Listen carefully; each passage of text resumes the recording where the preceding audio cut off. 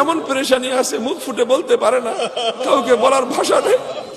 আল্লাহ আপনি তো ওই জাত, আপনার কাছে বলার জন্য কোনো ভাষার প্রয়োজন হয় না, আপনাকে বলার জন্য কোনো কথার প্রয়োজন হয় না।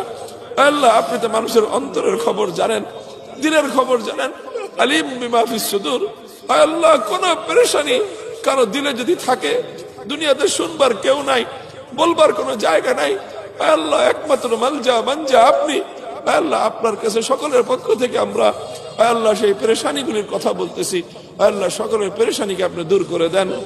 আল্লাহ আমাদের বাবা মা অনেকে কবরে শুয়ে আছে, আল্লাহ জানি না মমতাময়ী মা কেমন আছে, আল্লাহ জন্মদাতা বাবা কেমন আছে জানি না। আল্লাহ আল্লাহ বাবা মাকে কবরের মধ্যে শান্তিতে রাখেন।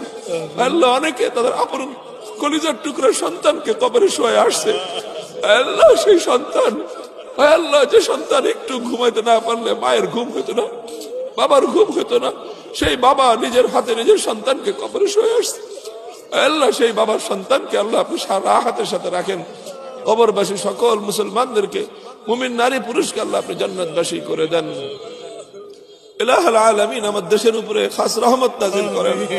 আল্লাহ এই ভূখণ্ডের জন্য অনেক মানুষ অনেক রক্ত দিয়েছে, অনেক চোখের অশ্রু দিয়েছে।